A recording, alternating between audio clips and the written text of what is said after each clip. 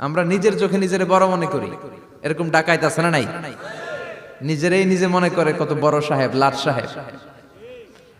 মান তাওয়াদা তারাফা, এটা হচ্ছে সুন্নাতুল্লাহি ফিল আরদ।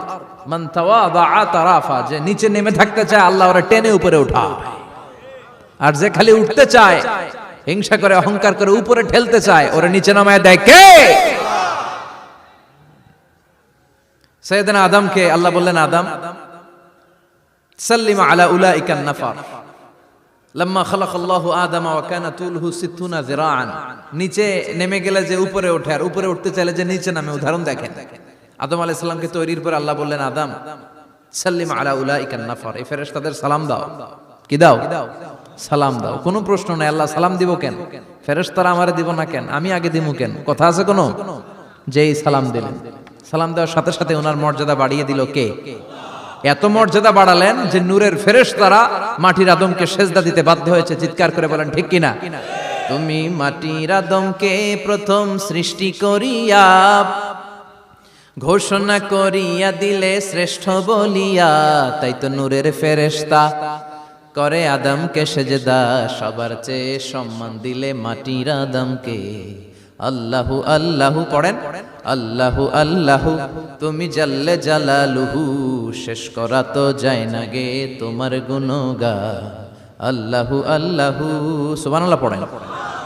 কি সম্মান আল্লাহ বাড়াই দিলেন। আল্লাহ বললেন, আদম আজকে থেকে তুমি আশরাফুল মাখলুকাত, তুমি খলিফাতুল্লাহ ফিল আরদ, তুমি পৃথিবীতে আমার খলিফা, ভাইস জেরেন্ট অফ আল্লাহ।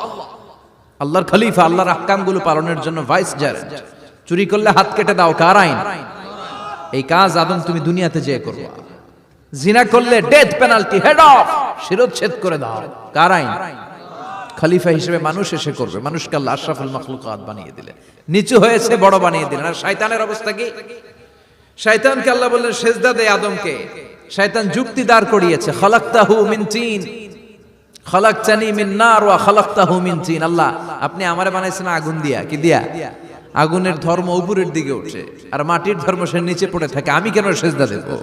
শয়তানকে চিরকালের জন্য ইবলিস মালউন, অভিশপ্ত আর জাহান্নামী হিসেবে ঘোষণা দিয়ে দিল কে?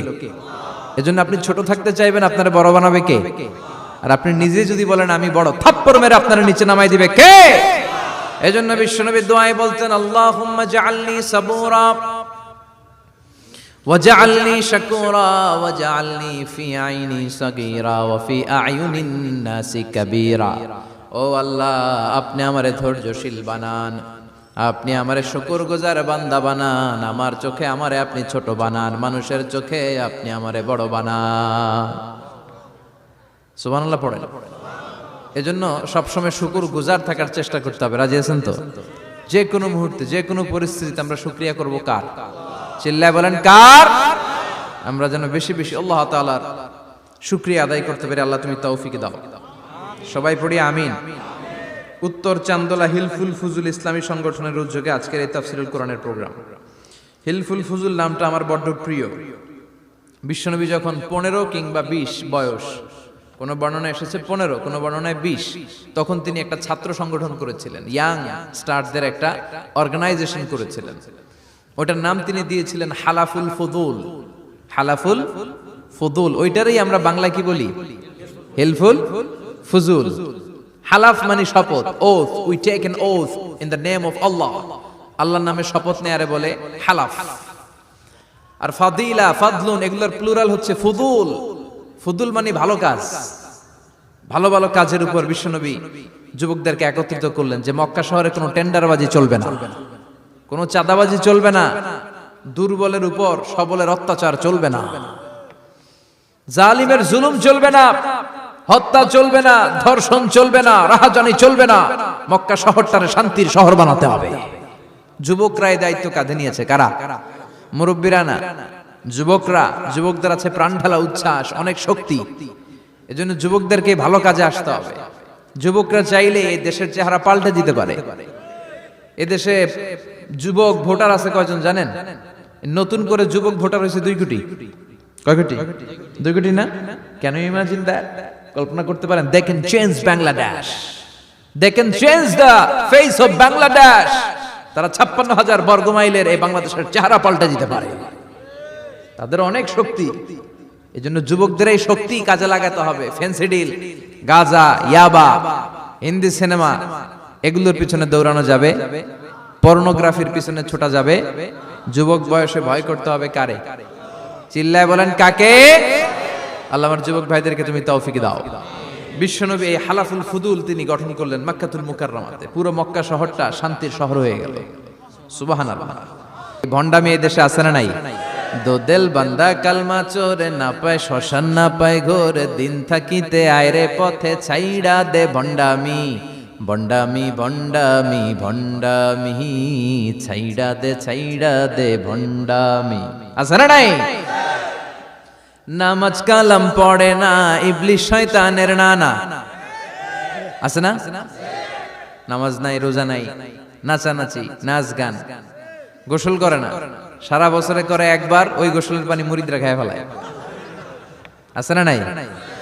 নামাজ রোজা করে না, ইবলিশ শয়তানের নানা, ধর্মের একখান খুঁটি ধইরা কয়দিন করবা হয়রানি, ভণ্ডামি ভণ্ডামি ভণ্ডামি, ছাইড়া দে ভণ্ডামি। ঠিক কি না?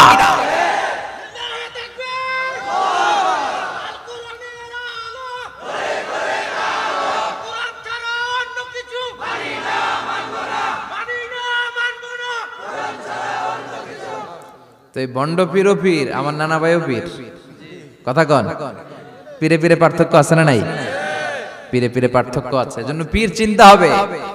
এদেশে এই পাক ভারতে ইসলাম প্রচারে ওলিয়া উলিয়াদের, পীর মাশায়েখদের অবদানের কোনো শেষ নাই।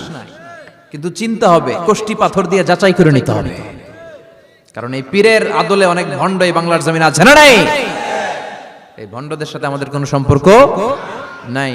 ওনার দরবারে আলোচনা হয়, সাইয়্যিদ কামালউদ্দিন জাফরি সাহেব যায়, আমরা যাই, দেশ বরেণ্য ওলামায়ে কেরামরা যায়, যারা হকের কথা বলে, যারা কোরআন সুন্নাহর আলোকে বলে, কোনো ভণ্ডামি নাই। যাবেন, প্রতি বছর যাবেন। আল্লাহ ডেকে বলে, গোলাম আমি হলাম গাফিরুয যামব কাবিলুত তাওব। আমার কাজ হলো ক্ষমা করা, আমার কাজ হলো তওবা কবুল করা।